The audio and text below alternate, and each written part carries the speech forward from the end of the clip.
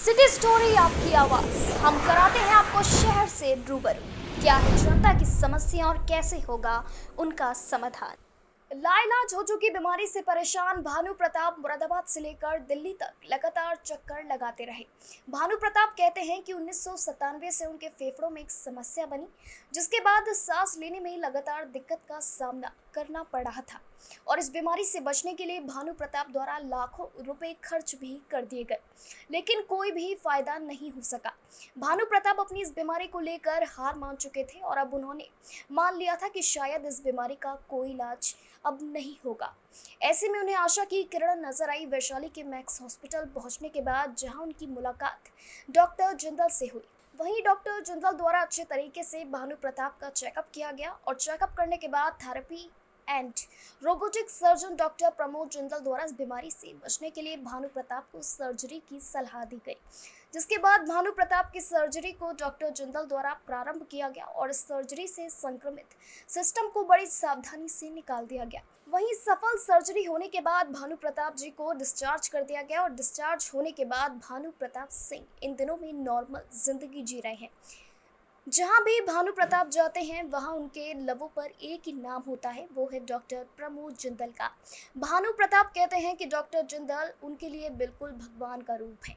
अगर जिंदगी ईश्वर ने दी है तो उसका जरिया डॉक्टर जिंदल ही है। वहीं हमारी सिटी स्टोरी की टीम ने भानु प्रताप की स्टोरी को कवर किया।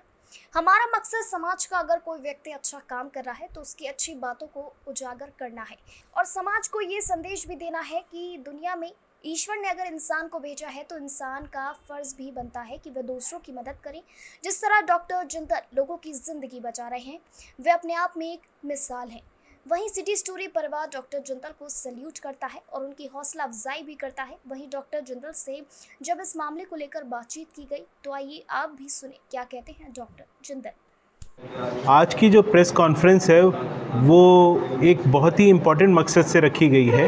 ये मैक्स वैशाली के उससे है, सौजन्य से है और मैं डॉक्टर प्रमोद जिंदल लंग और फेफड़ों का सर्जन हूँ। इस मुरादाबाद संभाग और इसके आसपास के ज़िलों में फेफड़ों की दिक्कतें बहुत ज़्यादा हैं। खासकर हमने कोविड के बाद देखा है कि फेफड़ों की और फेफड़ों की सर्जरी की रिक्वायरमेंट बहुत ज़्यादा बढ़ गई है, चाहे वो लंग कैंसर के लिए हो, टीबी के लिए हो या उसकी किसी और प्रॉब्लम के लिए हो।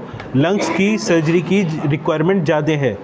दूरबीन से, रोबोटिक्स या किसी और तरीके से हमें इसकी ऑपरेशन करने पड़ते हैं।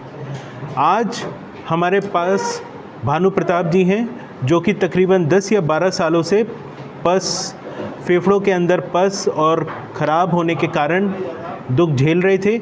उसको हमने तरीके से पूरी मशक्क़त लगा के उस पूरे पस और उसके एरिया को साफ़ कर दिया, लंग को पूरी तरह से बचा लिया और इस वजह से आज ये एक सुखी जीवन जी पा रहे हैं।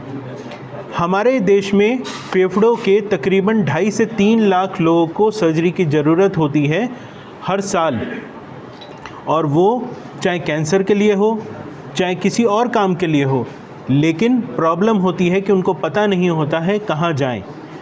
मुरादाबाद संभाग में हम लोग यहाँ पे महीने के पहले बृहस्पतिवार को अपनी ओपीडीज़ करते हैं, जहाँ पे जिनको भी लंग्स रिगार्डेड सर्जरी की ज़रूरत है उनको हम यहीं पे देखते हैं। ऑपरेशन दिल्ली में होता है, लेकिन आने वाले टाइम में वो फिर से यहीं पे हमें दिखा पाते हैं और उनको दिल्ली वापस आने की ज़रूरत नहीं पड़ती है। अच्छा डॉक्टर साहब, ये कारण क्या है जो फेफड़े? इसके मेन 2 कारण अगर आप मान के चलें, एक डेफिनेटली है टीबी, ट्यूबरकुलोसिस, प्रदूषण और कैंसर। ये 3 अगर हम माने तो इन सब से हो सकता है। और अभी 31 मई को जो नो टोबैको डे था, उस दिन हमने देखा कि धूम्रपान एक सबसे इम्पॉर्टेंट प्रॉब्लम है, जिसको अगर हम रोक दें तो फिर आपके लंग्स की दिक्कतें कम हो सकती हैं।